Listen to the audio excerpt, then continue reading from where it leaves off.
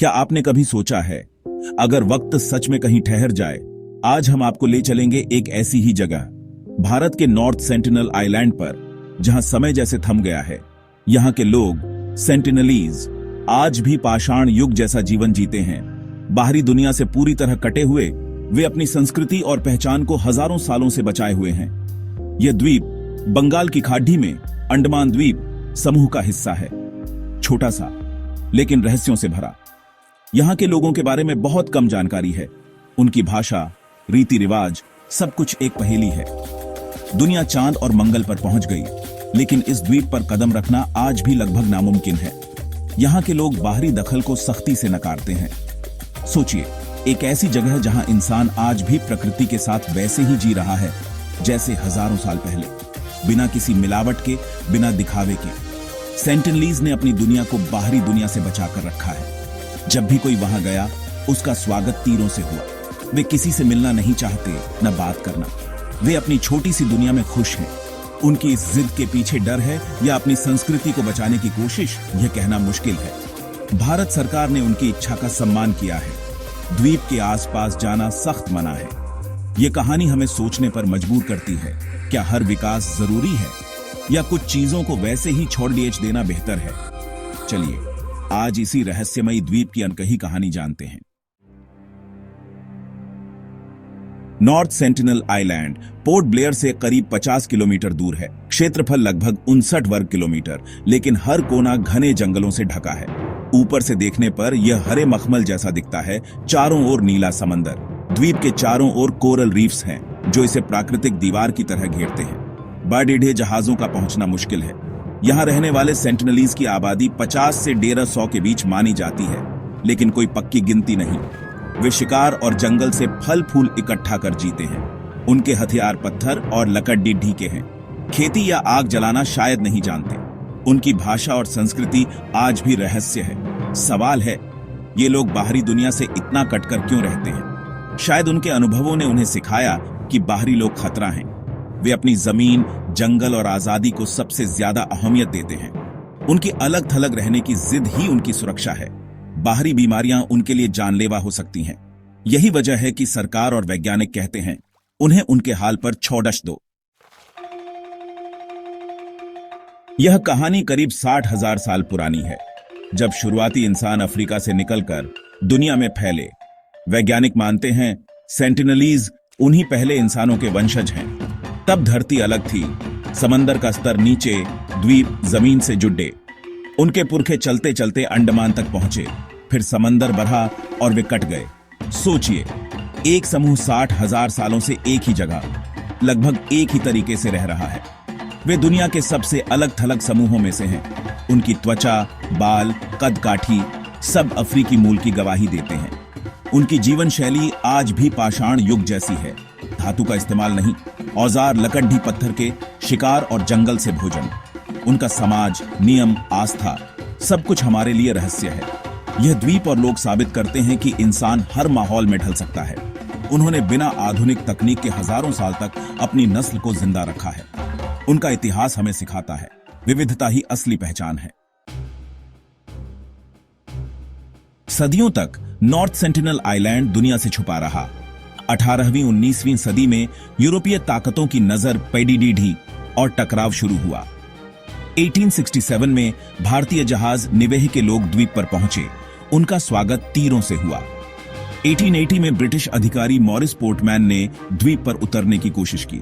एक बुजुर्ग जोड़ा और 4 बच्चों को पोर्ट ब्लेयर ले गए, लेकिन बुजुर्गों की मौत हो गई। बच्चों को तोहफों के साथ लौटाया गया, लेकिन क्या वे बीमारी ले गए, कोई नहीं जानता। इस घटना ने सेंटिनलीज के मन में बाहरी दुनिया के लिए डर और नफरत और गहरा कर दिया। इसके बाद भी संपर्क की कोशिशें हुई, लेकिन हर बार तीरों की बौछार। ब्रिटिश अधिकारियों ने समझ लिया, इन्हें अकेला छोड़ना ही बेहतर है। सेंटिनलीज ने अपनी हिम्मत और तीरों के दम पर दुनिया की सबसे बड़ी ताकत को दूर रखा। ये उनकी जीत थी, अपनी दुनिया की रक्षा। ब्रिटिश राज में अंडमान का इस्तेमाल जेल के लिए हुआ, लेकिन नॉर्थ सेंटिनल पर उनका नियंत्रण कभी नहीं हो पाया। पोर्टमैन की घटना के बाद अंग्रेजों ने दूरी बना ली, द्वीप को नक्शे पर दर्ज किया, लेकिन प्रशासनिक व्यवस्था से बाहर रखा। पोर्टमैन ने लिखा, सेंटिनलीज मजबूत, तीरंदाजी में माहिर और बाहरी लोगों को देखकर आक्रामक हो जाते हैं। एक सदी तक इस द्वीप की ओर किसी ने खास ध्यान नहीं दिया।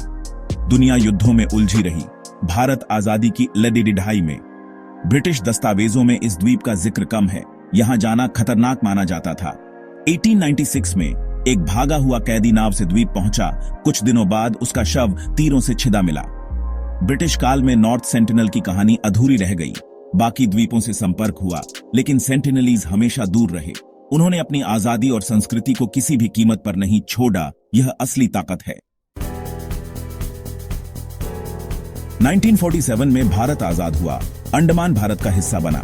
सरकार ने सेंटिनलीज को जीतने की बजाय सम्मान देने की नीति अपनाई। हाथ न लगाओ, पर नजर रखो। 1960 के बाद मानव विज्ञानी त्रिलोकनाथ पंडित ने कई बार द्वीप के पास जाकर तोहफे छोड़े, नारियल, केले, लोहे के टुकड़े।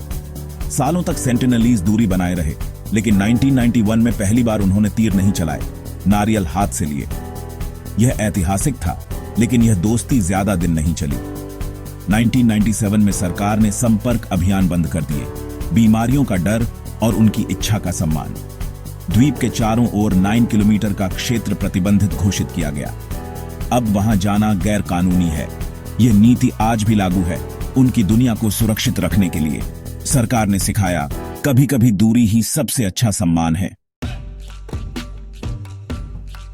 सख्त पाबंदियों के बावजूद कई बार लोग नियम तोड़ते हैं और नतीजा हमेशा दुखद होता है।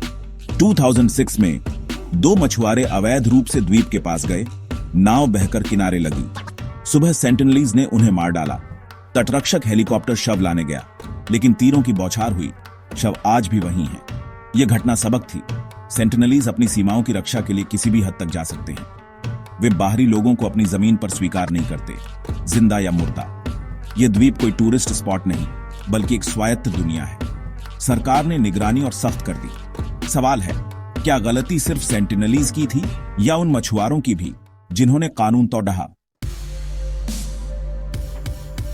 2018 में नॉर्थ सेंटिनल फिर चर्चा में आया। इस बार वजह था अमेरिकी मिशनरी जॉन एलन चाउ। जॉन का मानना था कि उसे सेंटिनलीज तक ईसा मसीह का संदेश पहुंचाना है। उसने कानून तोड़कर मछुआरों की मदद से द्वीप के पास जाने की कोशिश की। पहली बार उसने तोहफे दिए, लेकिन सेंटिनलीज ने तीर चलाया। एक तीर उसकी बाइबल में लगा। उसने हार नहीं मानी और आखिरी बार द्वीप की ओर गया। अगले दिन मछुआरों ने देखा सेंटिनलीज उसका शव घसीट कर ले जा रहे हैं। उसकी मौत ने सवाल खड़ेड़ा किया, क्या किसी को ही क्यों है कि वह अपनी आस्था किसी और पर थोपे?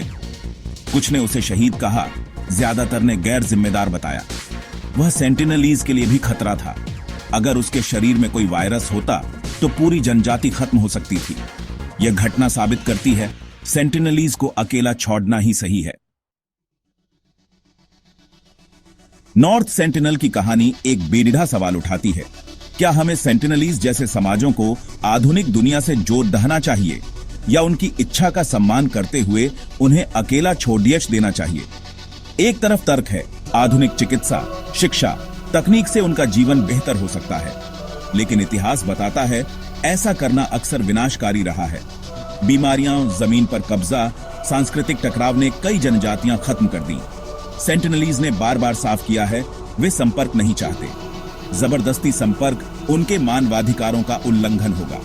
भारत सरकार और विशेषज्ञ मानते हैं उन्हें अकेला छोड़ना ही सबसे अच्छा है। शायद वे अपनी दुनिया में हमसे ज्यादा खुश हैं, प्रकृति के साथ संतुलन में। नॉर्थ सेंटिनल की कहानी सिखाती है, हर रहस्य को उजागर करना जरूरी नहीं, कुछ दरवाजे बंद ही अच्छे हैं। सेंटिनलीज हमारे ग्रह की अनमोल विरासत है, उन्हें बचाने का सबसे अच्छा तरीका है